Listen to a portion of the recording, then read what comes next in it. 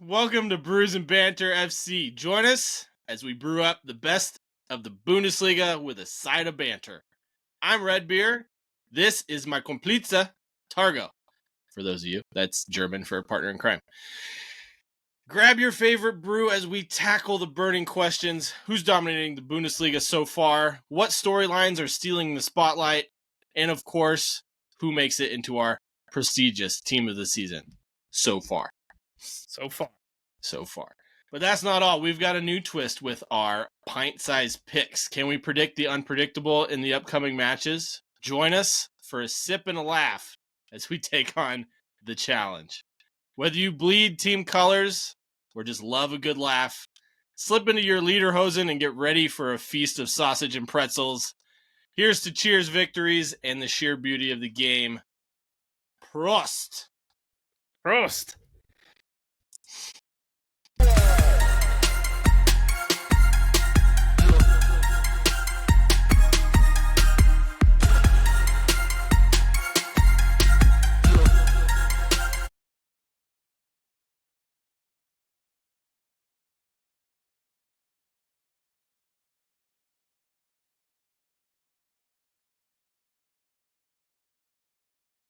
What is up, man? How are you doing? I'm doing good, my man. How are you? Not too bad. What are you drinking for this fun Bundesliga episode? Well, I now wish that I had a German beer, but I don't. So, I have a Scotch ale from Ronin Co-op Brewery in Montana. It's 4.9%.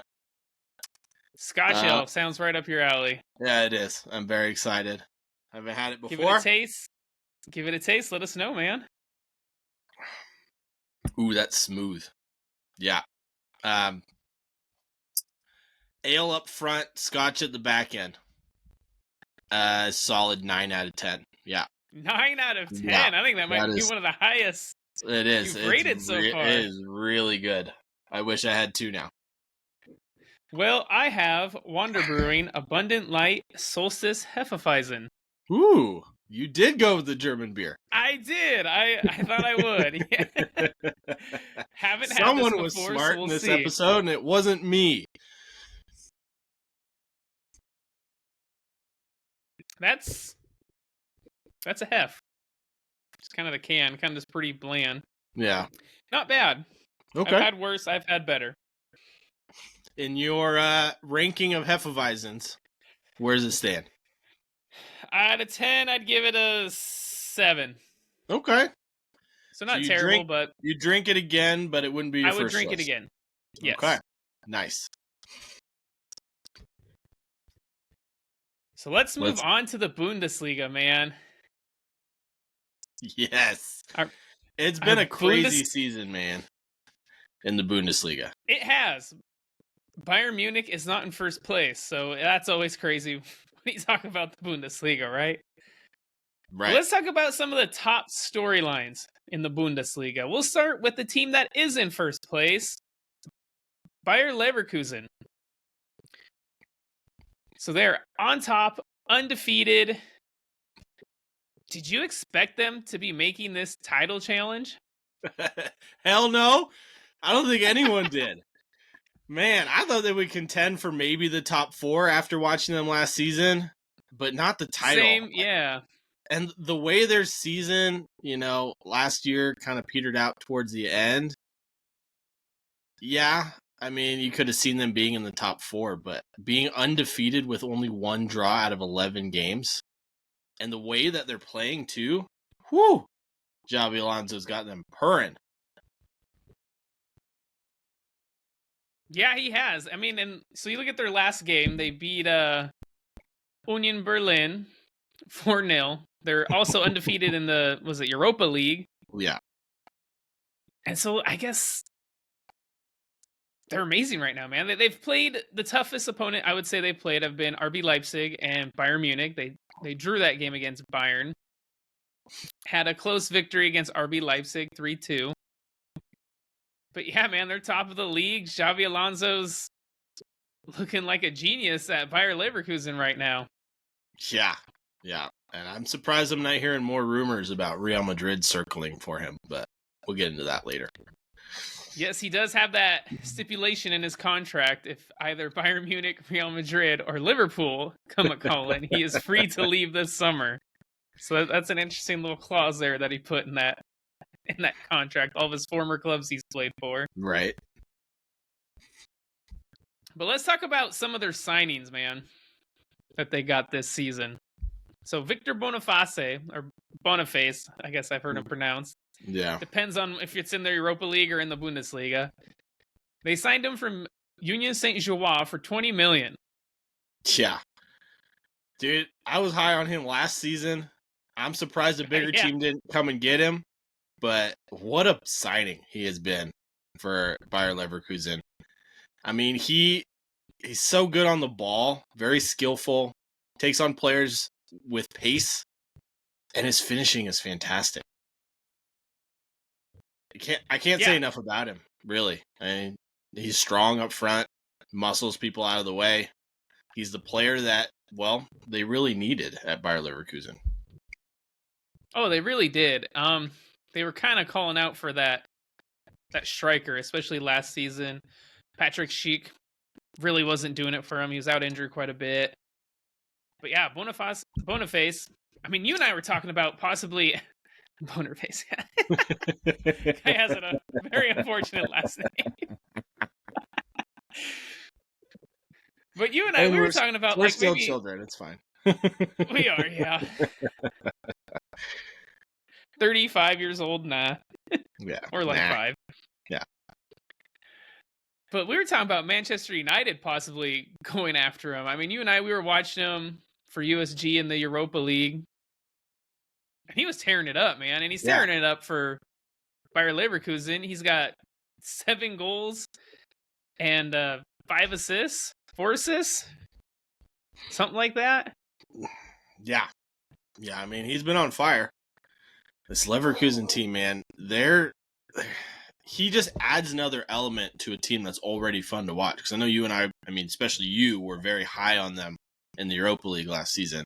I was. I think you picked them to win the whole thing last season. I did. I would say they're a little bit unlucky to get knocked out by Roma the way that they did. I would agree with that, even though I picked Roma. They were very unlucky. But yeah, I mean, like I said, he just adds another facet to a very exciting team already. And he's so fun to watch, man. I love the way he plays, taking defenders on, always a willing runner. He's had a few injury concerns in the past. He's already done an ACL, but it's good to see him healthy, playing, doing what he does best. He's only what, like 22? He's pretty young. He is 22, yeah. Yeah, so he's got a lot of room to grow too, which is fantastic for that. That is true. So let's get to I guess I would call their signing of the season over there at Leverkusen. That is Alejandro Grimaldo from Benfica for free. Yeah, for free. Now, this is a guy who was linked to Manchester City a couple of years ago for like 70 million. Linked with Arsenal, Manchester United, Juventus, pretty much go up and down the board, and they get him for free. For free. And he came from Benfica. He's had a stint at Barca, I believe. I think so. I'm not sure. I believe he did. But the guy is killing it, man. Scoring goals for fun. He's got 6 goals, 4 assists, and 11 matches as a left back. You're not kidding, right? I mean, their top scorer, and I'm going to call it Boniface because I have been for over a year now. He's got 7. Grimaldo's got 6. That is some tremendous output from a left back. But yeah, I mean, like, just look at where Benfica is right now. They could use a player of his talents. Oh, 100%, man. Benfica are struggling, especially in the Champions League. They got sitting bottom of their group. I don't even know where we're at in the Portugal league. I know they're not in first. Let me look. I'm curious now. Oh, they are in first. Okay. I lied. Tied on points with Sporting. Well, But they That must could have use been him a in the recent Champions thing. League. Could Yeah. use him in the Champions League, that's for sure. And that But was yeah. an area I would say they struggled last season, Leverkusen. So it's good they Defensively. got, yes, they brought in a good left back. They also brought in a central midfielder I know both you and I are aware of, and Granit Xhaka. Yeah, Got him from Arsenal for 15 million. And I'll be honest with you, I mean, Leverkusen probably have the best overall transfer window out of any team in all of Europe, just based on the players they have, that they got, the impact they've had, and the transfer fees for them. I mean, Boniface for 20 million, Granit Xhaka for 15, Grimaldo for free, like that we've talked about so far. I know we'll talk about more of them, but I mean, you get the leadership with Granit Xhaka. You get his ability to spray the ball everywhere. And, I mean, he just literally, this team fit in perfectly, like from day one. I know Xabi Alonso's come out and said he's like, my second in command on the field. But Arsenal clearly miss him. I mean, oh yeah. Kai Yes, Havertz they is do. not the same player. But I mean, he's so good. I mean, he's top in the world right now for passes played into the final third. And so that's what I was gonna advanced passes. I was gonna say. He's that great link between defense to offense, getting those plays started. Because I know last season, Leverkusen, they tried to fit Robert Eindrick in there, and he just doesn't have the passing capabilities that Xhaka had, playing those progressive passes like you mentioned. He's more of a defensive midfielder, whereas Xhaka is very much offensive, but can put in a tackle. Or isn't afraid to put it in a tackle, I guess. He's a very good box-to-box midfielder, but yeah, as we saw last season, he loves to get in the box. So, yeah, a fantastic signing for them. We know all too well how good he can be and how bad he can be. So, if you don't play him in the right position. But he does look like he's just slipped right into this Bayer Leverkusen team with, looks like he's been there for years, if I'm being honest. Right. It does. It really does. So they've also signed Nathan Tella from Southampton for 23 million, which we did see him score a goal here last week out. Added some much needed depth. Some depth, yep. But for me, kind of the signing that goes unnoticed, or not the flashy signing, but I think a very important one, is Jonas Hoffmann from Borussia Mönchengladbach for 10 million. Yeah. I think this is a super underrated signing, and it's a fantastic one, man. In the 11 matches that they've played, he's got 5 goals, 5 assists, so he's playing very well. And I honestly think him playing in that midfield allows Jeremy Frimpong to really get up that right side. And he's almost, I mean, you've seen him sometimes, man. He's almost playing like as a second striker, Frimpong. Which is crazy for a right back. But Hoffmann allows him to have that freedom because he can fill in for if they lose possession and just cover that area. And so I think that's a fantastic signing that's really gone unnoticed. Like I said, 5 goals, 5 assists in 11 games. Yeah, and no one's talking about him, really. No one is talking about Jonas Hoffmann, man. Yeah. I mean, he's like a Swiss Army knife in midfield. Him and Granit Xhaka, they complement each other very well, and both of them can slip into that defensive role if needed. So, yeah, it does give Frimpong quite a bit of extra flexibility or versatility going forward, which has benefited their offense substantially.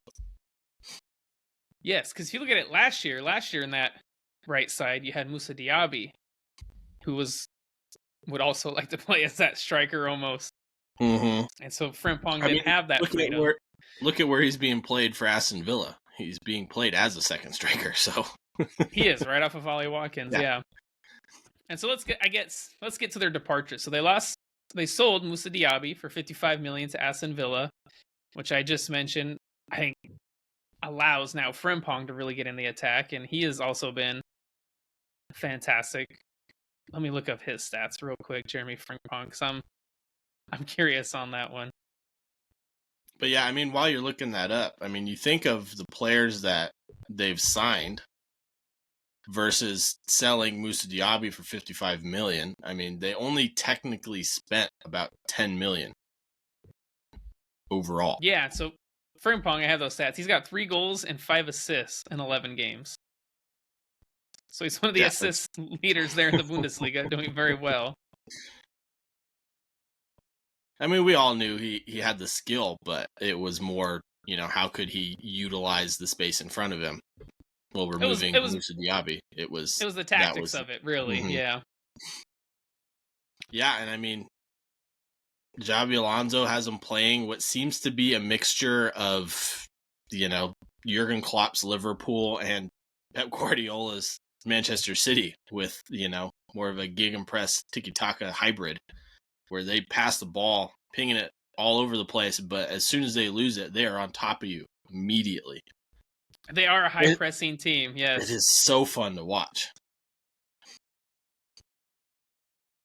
I mean, and this started when Alonso was appointed just over a year ago.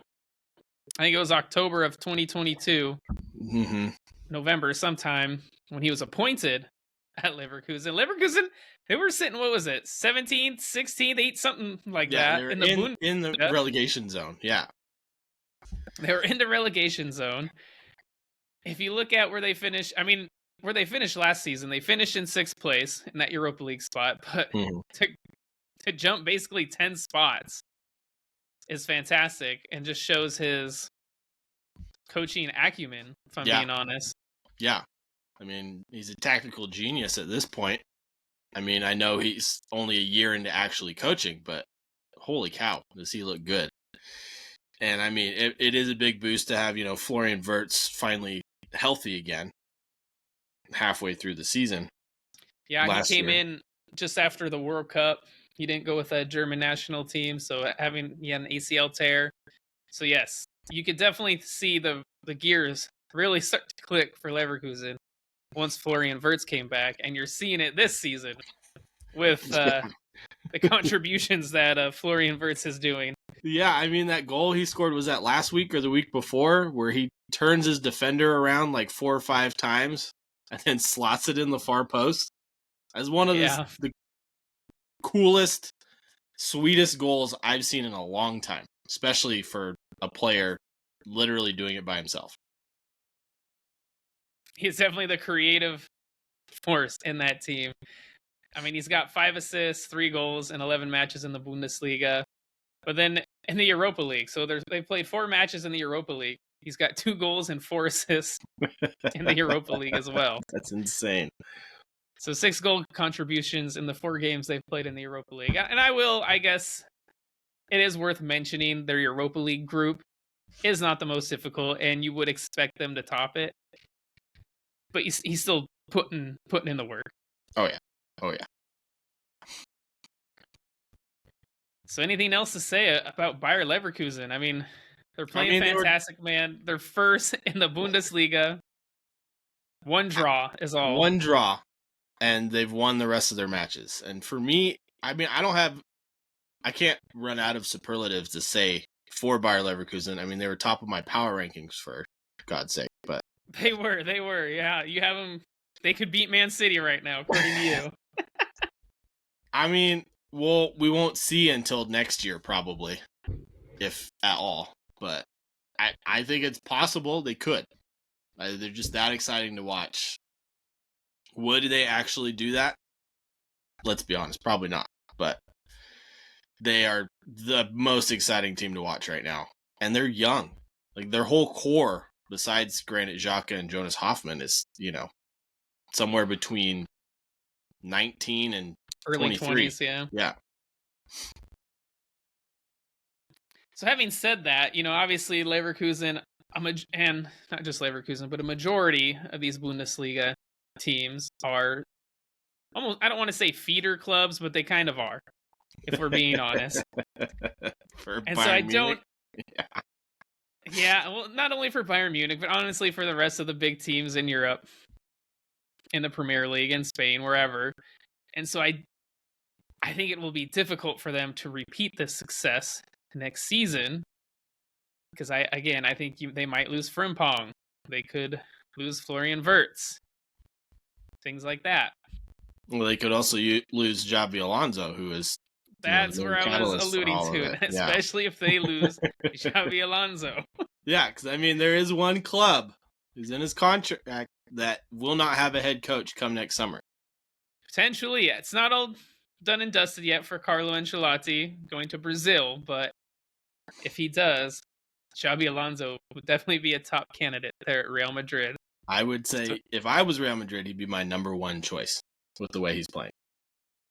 Agreed. Well, let's move on to the second surprise team of the Bundesliga, and it's the resurgence of Stuttgart. They currently sit third in the Bundesliga on 24 points. They are 7 points back from Bayer Leverkusen, who are in first, and they are 5 points back of Bayern Munich, who are in second. But they are a point ahead of RB Leipzig, who sit fourth. What's going on with Stuttgart, man? The surprise team of the season so far in the Bundesliga. They really have been, man. I mean, the last couple of seasons, they've been, well, I guess you say 5 years or so, they've been flip-flopping in between Bundesliga and Bundesliga 2. Yeah, so they just got back into the Bundesliga in 2020, I believe. They had their first season back, they had a mid-table finish, and then they've just been flirting with that relegation zone, man. They've been having to win their relegation playoffs. So, having said that, they did win their relegation playoff last season handedly against Hamburg. I think it was like 5-0 or something like that. 6-1, yeah. 6-1 on aggregate. There you go. But still, they've been flirting with it, that relegation, and now look at them sitting third, scoring goals, and playing some lovely, exciting football. Yeah, very exciting to watch. And speaking of goals, I mean, it's really boosted by, I might butcher his name, but Sirhu, was it Guarassi? Gurasai, yeah, whatever. something like that. Yeah. I mean, he's been lights out. He's currently second in the Bundesliga in scoring. And does he have 11 goals right now? Something like that? He's got 15 goals, man. 15. There you go. In 11 games. So, yeah. I mean, he's trying to keep pace with Harry Kane, and he's giving him a run for his money. And that's saying something with a Bayern Munich squad that's absolutely loaded versus this Stuttgart side that is not whatsoever. And so, yeah, so Gurasai, he was actually there last season on loan to Dortmund from Stade Rennes, and they made the deal permanent for 9 million euros. But I mean, he wasn't this prolific last season. So he's turned it on for Stuttgart. I mean, last season he had 11 goals total in the 22 matches he played. And as I said, he's got 15 goals in 9 games. He's only played in 9 of the well, there you go. games. Yeah. It's insane. But again, it shows you what hard work and the right players around you can do. That's true. And you know, it's worth mentioning, if he keeps up this form, the teams will come a-calling for him as well. There's already links that AC Milan will be interested. And Gurasai, he only has a 17 mil release clause in his contract. Yeah, and if he keeps this up for the whole season, I think pretty much every big club will be lining up to try to sign him. Yes, they will. And it also helped, we'll go through some of their signings. They signed Alexander Nubel from Bayern Munich on loan. He's on loan there. And I will say he's made a big difference. He's an excellent shot stopper. Mm-hmm. He is prone to a mistake. If you watch that RB Leipzig Stuttgart game where Stuttgart got thrashed by Leipzig, Nubel had a few mistakes in that one. A couple costly ones, which happens, I guess. But they also signed a young midfielder, Angelo Stiller, from Hoffenheim for 5.5 mil. Looks like a great young player. Mm-hmm.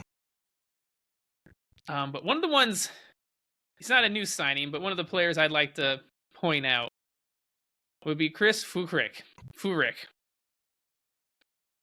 You know, they most recently beat Borussia Dortmund last game here before the international break. They beat them 2-1. And Dortmund were completely outplayed by Stuttgart, man.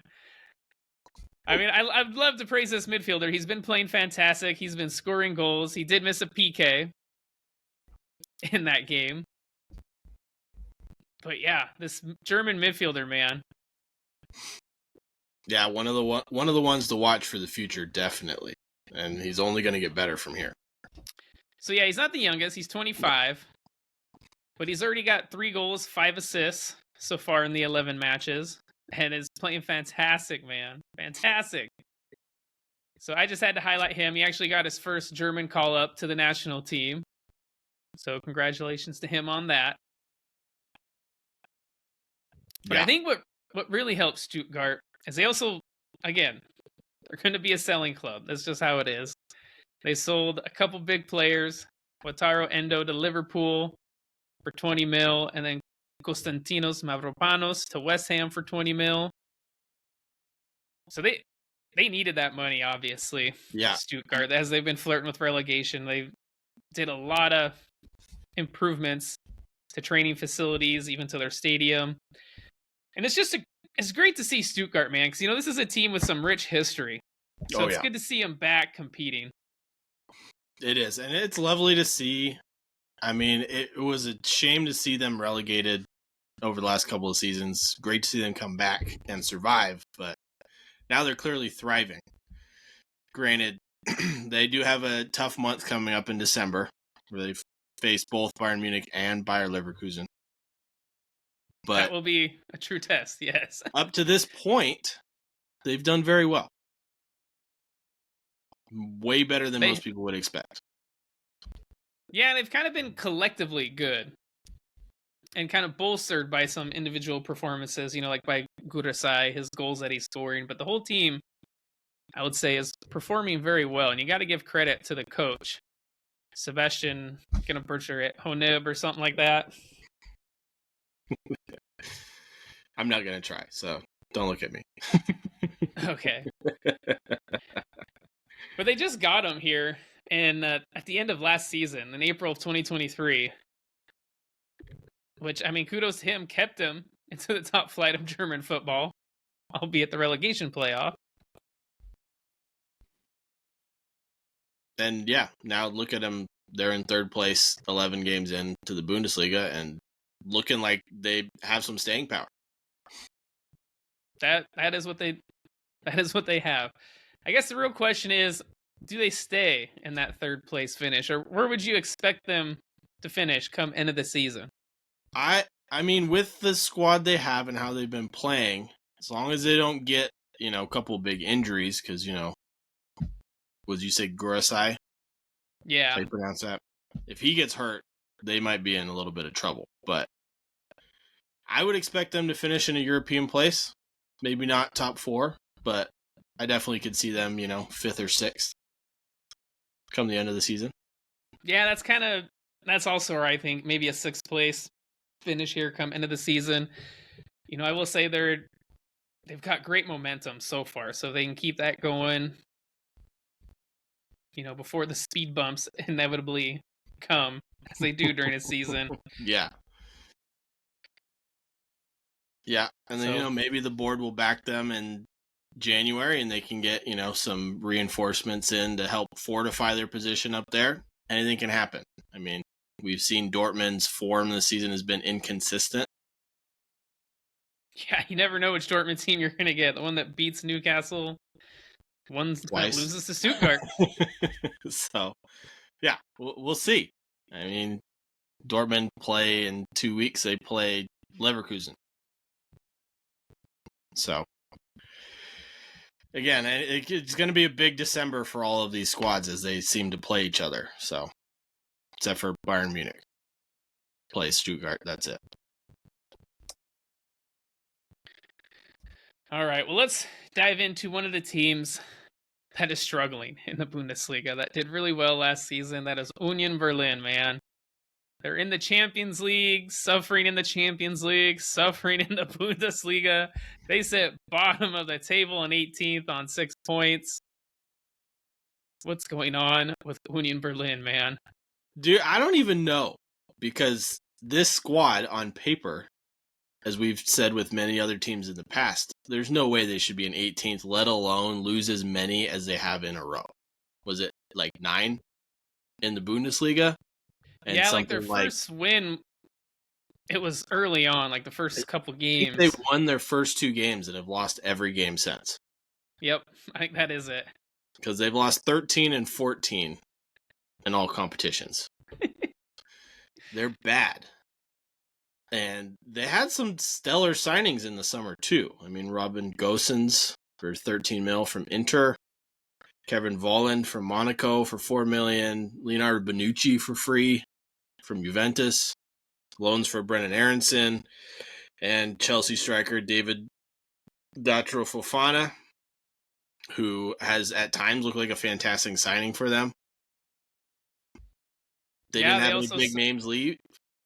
They had also Diogo Letit from Porto, Kevin Volland from Monaco, Lucas Tossart from Hertha. So, I mean, they spent quite a bit of money. Yeah. And didn't have any big players leave. So something here doesn't make sense. I know they just fired their coach, or they left on mutual agreement, terminating his contract. And I think that was like a week ago. He was there for some years, too. Yeah. Yeah. And he was like 7 or 9 years, somewhere in there. 5.5 years. Sorry. On the 15th of November, they fired him. So yeah, it was a few days ago. Their new interim manager is going to be the first woman coach in the history of the Bundesliga. So we'll see how that pans out. Yeah. And honestly, for them, I mean, it's not going to get any worse. So might as well try it. Because, yeah, I mean, they're sitting in last place. They've lost 9 in a row, but they're still only 2 points from safety after all of that. So you kind of expect, because obviously the board invested, the ownership invested into the club with the signings they've made. So you expect those signings to start coming good at some point. You know, there's quite a few of them, so maybe it takes a few weeks, I guess in this case, a couple months for them to all gel together. But they got to start gelling at some point, because on paper, man, like you said, this team is too good to be relegated. You know, it might be a blessing for them to get booted out of the Champions League here in a month or so. And then they can really start focusing on this Bundesliga campaign and getting their season back on track. Yeah, because, I mean, so far this season, they've looked uninspired and devoid of confidence in front of goal. Not just in the Bundesliga, but the Champions League. I mean, they had a good performance against Napoli, I believe it was, last time out. Yeah, they got a draw. Yeah, so that should give them some confidence. But yeah, if I'm a player at Union Berlin, I'm going to be so thankful when they're out of the Champions League. Then they could just focus fully on the league, because they desperately need to. So having said that, does Union Berlin get relegated? I don't think they will. I mean, once they finish that dismal Champions League campaign, I think they'll fare much better. Once they start, playing some of the bottom teams, there'll be 6-pointers in there.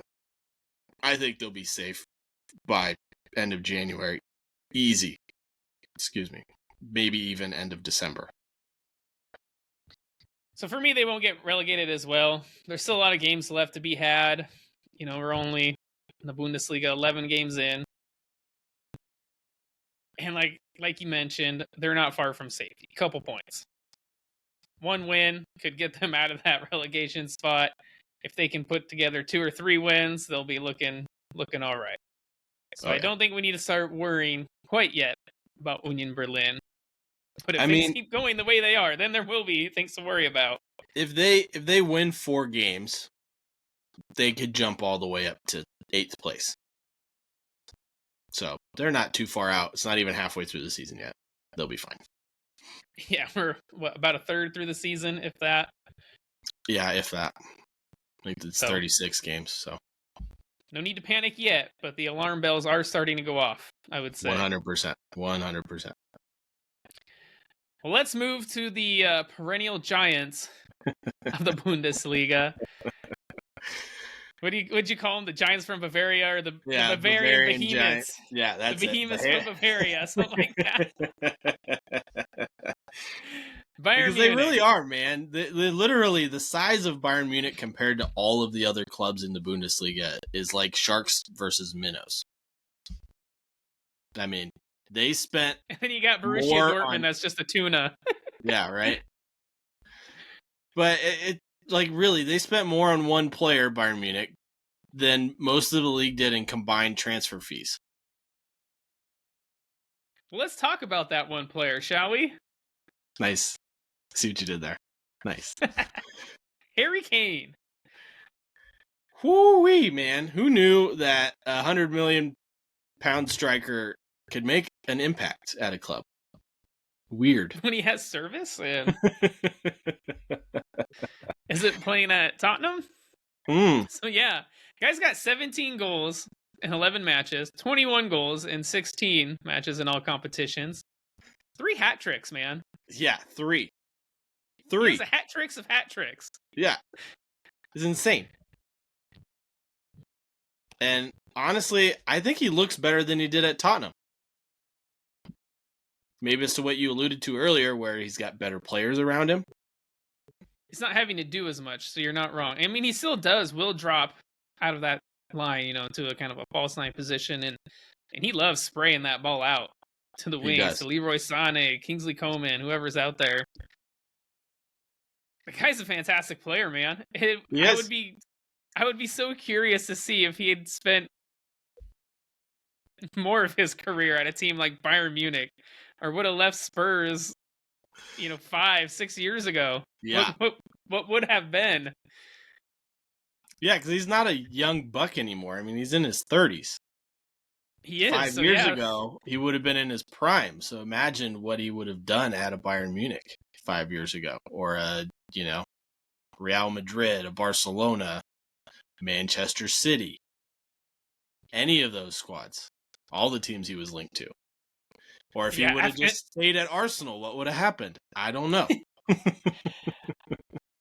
Watching him for Bayern Munich, we said something last year where Harry Kane would have gone to Man City last year instead of Erling Haaland, he would have broke the scoring record. This season is just proving that even further. Yeah, and I'll be honest with you, I was going to bring it up because you were the one that said that. And I said I thought Haaland would have scored more. I think you were right. I will be the first to admit it. I think you were right. Because, I mean, you said he scored the same or more than Haaland. And honestly, arguably this Bayern squad in attack is better than Manchester City.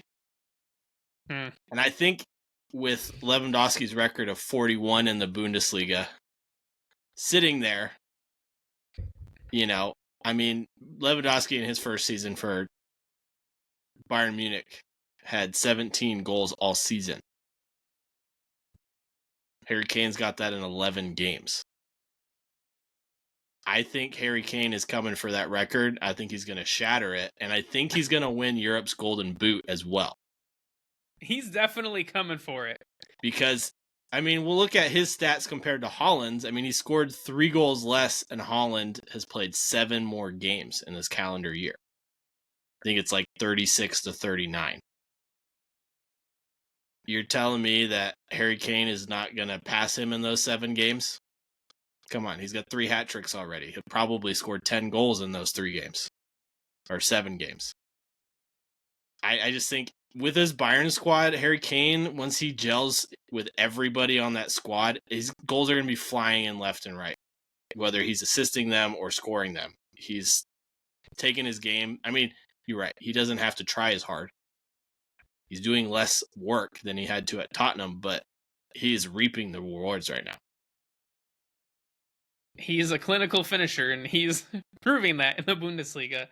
And it's funny. You and I were talking about Bayern Munich last season. Their struggles there towards the end, how they limped over to get first in the Bundesliga. And it was because they did not have a striker. That center forward, that person that can finish the ball and put it in the back of the net. Choupo-Moting is just not that guy. No, he's not. And we talked about this before he even went to Bayern Munich. Like, wow, Harry Kane would be a fantastic signing for Bayern Munich. He would just elevate them, honestly, to Champions League contenders. And look at what he's doing, man. This attack now scores goals for fun. They're just behind. Oh no, they have more goals than Bayer Leverkusen. They've scored 42 goals in 11 games. In 11 games. That's almost 4 goals a match. That's nuts. That's nuts. Defensively, stats-wise, they are the best defense in the Bundesliga with only 9 goals against. But they still look shaky, man. They look shaky against a good team in the Bundesliga. Or even just in Europe. We saw it against Galatasaray. Manchester United. Manchester United even got a couple goals. They're struggling. So I still have questions about them defensively. Kim Min-jae hasn't quite been in the form he was in last season for Napoli.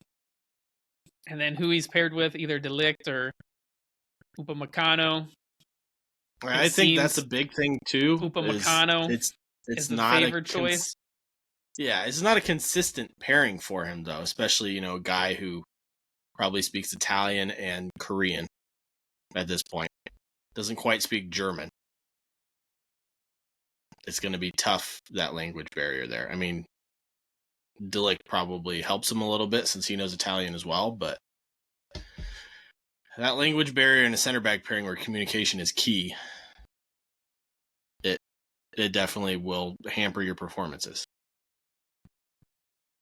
Yes, it will. So, well, let's talk about it, man. Does Harry Kane get his first trophy in what seems like forever, this Bundesliga title? Or does Bayer Leverkusen step in and shit on his parade? Oh, man. This is tough because I want Harry Kane to win a trophy, but I don't want him to win the Bundesliga. Because we all know the Harry Kane curse, right? Because Tottenham performing so much better now that he's gone, arguably. And Bayern Munich have been knocked out. Well, they got knocked out of the DFB Pokal by a Bundesliga 2 side, who were like third tier. Yeah, we're third tier. Yeah. So, I mean, is the Harry Kane curse going to extend the whole season? I don't think so. I think they'll probably win an 11th straight title. But I want 12th. Would it be their 12th? Okay. Some ridiculous number. Either way. I just can't look past them, even though I want Bayer Leverkusen to win the title, and I will be rooting for them the whole time. This Bayern squad is too good. They're just too good. I agree, man. It's hard to bet against Bayern Munich when you see them scoring goals for fun. Oh, yeah. They're scoring goals for fun, man. I mean, they scored, 8 against Darmstadt? And Harry Kane had a hat trick in the first half? I don't remember. Yeah, it was something crazy. I think it was 8. They've scored 8 and 7 this season in a game. They put 8 past Darmstadt. Harry Kane, he got a hat trick, but it was not all in the first half. Okay. So I remember watching that. Now that you mention it, I had to look back at. I remember that game. Kimmich got a red card in the first few minutes, but then Darmstadt had 2 red cards throughout the game, and it was just. This is the shit show all around. It 3 really red cards in that one. Yeah. That was where Harry Kane scored that goal from halfway. That was it. Yeah. Yeah. One of the goals of the season in the Bundesliga so far, but I will have to give that title to Florian Wirtz for his goal. Okay. A couple weeks ago. So out of these storylines, what's the biggest storyline for you? Is it Stuttgart in third, Bayer Leverkusen at the top of the table, the Harry Kane story at Bayern Munich, or is it Union Berlin and just their terrible start? It's almost a tie for me, and it's probably not the two you think you would expect me to say. I think the Union Berlin one is massive, especially after the season they had last season. Bayer Leverkusen, especially with the year they've had under Xabi Alonso, going from relegation to undefeated in the league this season. I would say those two are probably my top two. Stuttgart, though, is very impressive seeing them in third. I have to probably give it to Bayer Leverkusen. I didn't see them winning, what is it? They've played like 15, 16 games, and they have one draw and 15 wins, essentially. I never would have expected that. So yeah, that would probably be my second one, is the Bayer Leverkusen. I got to give it to Stuttgart, man. Going from the relegation playoff game, sitting in third, the way they're playing, especially. If you haven't watched Stuttgart, man, I recommend catching a Stuttgart game. The way they're playing is fantastic. We'll see if they can get back at it after this international break. But for me, it's them, man. Relegation bound last year, sitting comfortably in third, and just the way they're playing. Yeah, I mean, 3 weeks. If you guys want a game to see, Stuttgart and Bayer Leverkusen. I believe that's like the 10th or 11th of December. That would be the game to watch, for sure. It is December 10th. You're correct. There you go. In Stuttgart. I think I also got a little soft spot in my heart for Stuttgart, as I did take a train through that city, and it does look like a very fun, cool city. Even that Stuttgart stadium. I mean, it's not a small stadium either. It's a 50,000 seater. So, I mean, they got a good fan base. So I think it's a fantastic story. Their fans have something to cheer about, especially after the past few years. Yeah. So I got a question for you. Who wins the title then this season? And then can you predict the top 4 at the end of the season? So, yeah, I think I alluded already that Bayern Munich, it's tough to not pick them to win this title, man, the way they're scoring. Leverkusen, the way they're performing as well. I mentioned earlier, speed bumps will happen. We'll see what happens when those inevitable speed bumps come up. You talk about injuries. I think I saw Jeremy Frimpong picked up an injury on international duty. That's a big loss. Huge. So we'll see how that goes. But as far as my top 4, I got to give it to Bayern, Leverkusen. I'll say Dortmund. And I'll say Stuttgart finish 4th. I want to see them finish in the Champions League plays. I think they'll pip RB Leipzig. They're gonna pull a Union Berlin, huh? They are. They're gonna pull a Union Berlin of last season. Well, hopefully they won't have the same problems the following season. Yes, I think it's a long shot, Stuttgart making that top 4, but might as well be bold. Yeah, I agree with you. And you know what? If we're going to be bold, then I'm going to change my pick for winner. I'm going to go Bayer Leverkusen win the title. Bayern Munich. You got to tell me why, though. You got to give me a reason why. I told you why I think Bayern Munich would win, because of the goals they're scoring.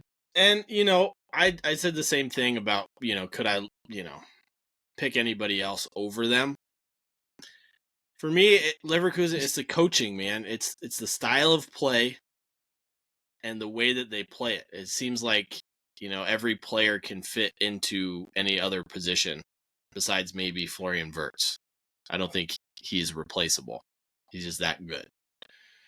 But, I mean, they got more depth this season. They're scoring goals for fun. They look good in defense and attack. I mean, they've been better than Bayern Munich so far this season, and I think the only team that could pip them this season is Bayern Munich. So when they face off again, Leverkusen's 2 points ahead of them right now, and Bayern Munich have been known to slip up a couple of times during the season. So if Leverkusen can keep up this form for the rest of the season, man, I don't see why they can't win the title. All right. Well, it's going to be a tough one. That's for sure. So you got Leverkusen, Munich, I'm guessing, is second. Yeah. And then I'm going to go RB Leipzig in third and Dortmund in fourth, with Stuttgart finishing fifth. So that's what I got. I'm not going super bold except for right at the top of the table. Can only have one bold choice. Can't have two. Well, let us know what you guys think. Does Leverkusen stand a chance of finishing first in the Bundesliga? Let us know on our Facebook, Instagram, YouTube. Don't forget to like, comment, give us that thumbs up, 5 stars, and all your favorite podcast listening platforms. We appreciate it, and it helps us out quite a bit. Give us a follow both on our podcasting platforms or yours and on YouTube. Make sure you hit that notification bell. But Targo, I mean, I know it's only 11 games in, so it's maybe a little premature to do this. But let's do it. Let's do it anyway. We're going to do it anyway. It doesn't matter what you think. We're going to do a Bundesliga team of the season so far. So, Targo, let's go position by position, because I know we did the same formation of a 4-4-2, and most of them are the same. So let's just start with goalkeeper. This is very similar. Yeah, there's only, I think, 3 differences. So I guess we'll just might as well go over the ones that are the same. Yeah. So one that I have different, though, we'll start at the back. Yeah. I have Kevin Trapp from Eintracht Frankfurt. He's got 4 clean sheets, 10 goals against, 30 saves. And if you watch them in his last game, he was everywhere. He was everywhere. So very much everywhere. Yeah. And so I got to give it to him, man. He's played wonderfully. If it wasn't for him, I think Frankfurt would be struggling even more than they are, sitting in 7th place currently. Yeah, I agree with that. But I will say this was a difficult one for me to pick, this position, because I do feel like there are probably 3 or 4 good keepers that could go into this team of the season. Yeah, and oddly enough, it's not a Bayern Munich goalkeeper that is in that discussion, because usually it is. I went with Jonas Blaswich from RB Leipzig. He's got 1 more clean sheet than Kevin Trapp does. He's got the same number of goals conceded, only 23 saves, not 30. But man, I mean, he's tied for the lead in clean sheets. He's got the least goals conceded out of those top goalies. I had to go with him. I think the only reason I didn't pick him, because he was on my list of goalkeepers, was it was the saves. I had to go with Trapp making saves, and I'll give one of my honorable mentions to Alexander Nubel, also as a goalkeeper. Yeah, it was between Nubel and Blaswich for me. So okay. Well, I know our right back is the same, Jeremy Frimpong. Yep, Jeremy Frimpong, absolutely electric right back. Like you said earlier, 3 goals, 5 assists, but he's only 22. Like this guy, he's been fantastic for Bayern Leverkusen, man. Ceiling for this guy is so high. Does he stay at Leverkusen next season?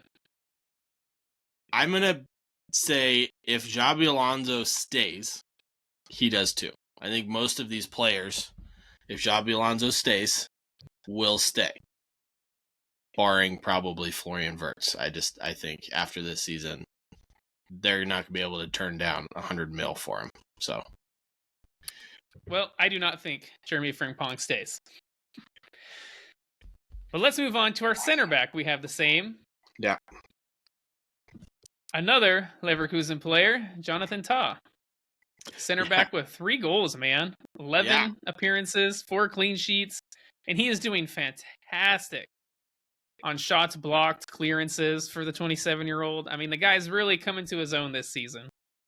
He really has. I mean, he's been around and been consistent for what seems like forever, but this season he's finally getting the attention he deserves, and he's been fantastic for this Leverkusen side, and he's their rock in the back. So, yeah, so I know we both have Jonathan Tah the same, but who did we pick for our other center back? And I know you alluded earlier that he's not having the best of seasons, but I still think he's had one of the better seasons for center backs in the Bundesliga, and that's Kim In-jae, Bayern Munich. I mean, he's got 5 clean sheets. He's got almost 95% passing statistics, which is, I believe, second in the league. He has 3.66 aerial duels won per match, which is second. I mean, the guy's just consistent, whether or not the defense around him is consistent. He is, in my opinion, one of the best center backs in the world. So, well, I will disagree with you. I think there are a couple more you could have picked for that center back role. Oh no, I'm One of not them. saying that I did not have a hard time. I did have a very hard time picking a center back because there are a lot of very good ones in the Bundesliga this season. So the one I picked is from RB Leipzig, Castello Luqueba. He's got 1 goal in his 10 appearances, 5 clean sheets. The guy is fantastic in shots blocked, has only been dribbled past 1 time. And he's only 20 years old. That's insane. And I believe he's the player they promoted to take Gvardiol's place, wasn't it? That is correct. That is who they signed to replace Gvardiol. Let's put it up to RB Leipzig. Another one. Sell someone, replace them with someone just as good. They're phenomenal at it. Our left back is a pretty obvious one. Kind of a duh. Yeah. Alex Grimaldo, man. Yep. For Leverkusen. Guy's been killing it. Yeah, I mean, for a left back, 6 goals, like it's insane. I mean, he's reminding me. Hold on, 6 goals, 4 assists, 10 goal involvement, and 11 games. Right? And he's flashbacks of Rafael Guerrero last season for Borussia Dortmund, who now plays for Bayern Munich. Go figure. He's been hurt most of the year. He finally scored his first goal for Bayern Munich here. But all right, our midfield, we have one midfielder that's different. Give me your different midfielder that you got. Granit Xhaka, man. Granit Xhaka. Almost 93% pass completion. And, I mean, we're saying this with a guy who has the most passes in the final third in the top 7 leagues. And he's got more progressive passes than anyone in the top 5 leagues at 31 years old. And 93% completion rate out of all of that. It's insane. Absolutely transformed this midfield for Bayer Leverkusen. And, said a ton about him last season. You know how highly I rate him after, winning back the fans of Arsenal because he wasn't liked for a long time there. But, man, when you put him in the right position and the right play style, he is one of the best, or at least most consistent midfielders in the world.